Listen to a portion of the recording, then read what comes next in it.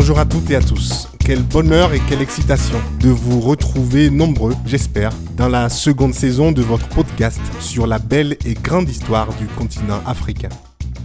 Vous arrivez pile à l'heure pour embarquer avec moi sur ce tout premier vol du Sankofa qui décolle du palais présidentiel de Cotonou au Bénin.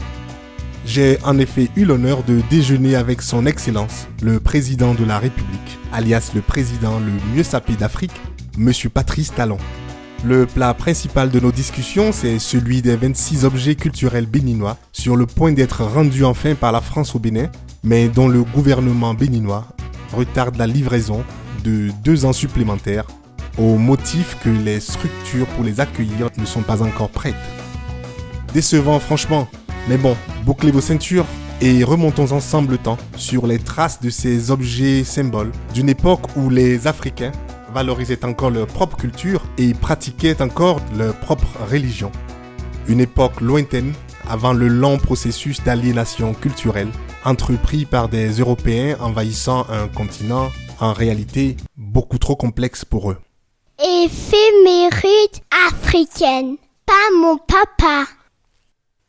Avec le président, nous sommes remontés jusqu'au 4 novembre 1892 dans le royaume d'Abomey, bien structuré, avec son armée solide et célèbre pour son corps spécial constitué uniquement de femmes, qu'on appelait les Amazones. Ce jour-là donc, le palais royal est finalement envahi par des soldats frustrés, des soldats français jusque-là repoussés par le redoutable roi d'Abomey, le roi Béhanzin. Le général Alfred Dodds, ce métis d'origine franco-sénégalaise, gagne enfin la guerre. Mais il est déçu de n'avoir pas réussi à capturer immédiatement le roi Béhanzin, évanoui dans la nature sans rendre les armes. Mais Dodds se consolera avec d'autres trophées, des statuettes anthropomorphes qu'il retrouve dans le palais mais qu'il n'arrive pas à cerner. Il décide tout de même de les emporter en France avec les trônes, les sceptres royaux, les portes sacrées du palais et plein d'autres objets sacrés. Ces prises de guerre sont actuellement la propriété du musée du Quai Branly à Paris. Mais nous sommes remontés encore plus loin avec le président Talon pour discuter de cette basse pratique qui consiste à dépouiller les peuples envahis de leurs créations artistiques et culturelles. L'empereur français Napoléon lui-même s'était adonné largement à cette activité pour remplir un musée à sa gloire, l'actuel musée du Louvre, alors rebaptisé en son temps musée Napoléon. Son directeur culturel de l'époque, un certain Dominique Vivant Denon, s'est appliqué à piller systématiquement tous les pays envahis par Napoléon. Ainsi, des œuvres par centaines sont volées et convoyées d'Italie, d'Allemagne, de Russie même. Les plus belles sculptures de l'ensemble des théâtres méditerranéens, comme la statue de la déesse Athéna venue de Naples et tant d'autres joyaux de partout, au point de constituer en seulement quelques années la plus grande collection d'art au monde. Dominique Denon a tellement pillé ses voisins qu'il fut surnommé le prédateur ou l'huissier-priseur de l'Europe. Puis vint 1815 et le second effondrement de l'Empire, et avec lui, le jour de la restitution. Seulement 2 semaines après la défaite de Waterloo, quasiment toutes les 5000 œuvres volées ont pris le chemin du retour, à commencer par les Anglais du duc de Wellington.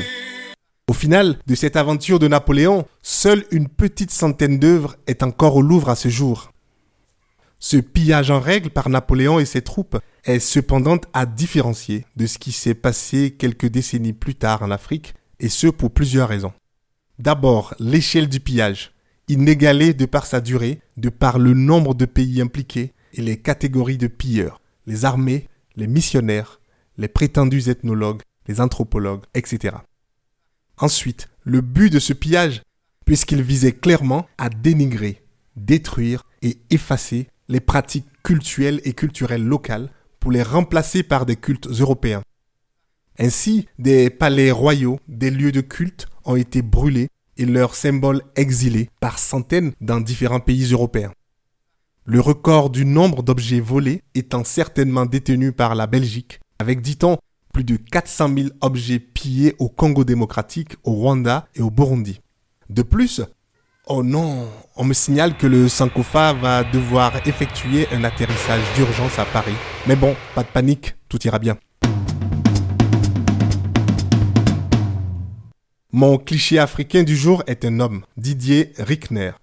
Notez bien son nom, ce critique d'art français et fondateur de la Tribune de l'Art a déclaré à la télévision française que lorsque les Africains fabriquaient ces objets, ils ne savaient pas qu'ils faisaient de l'art.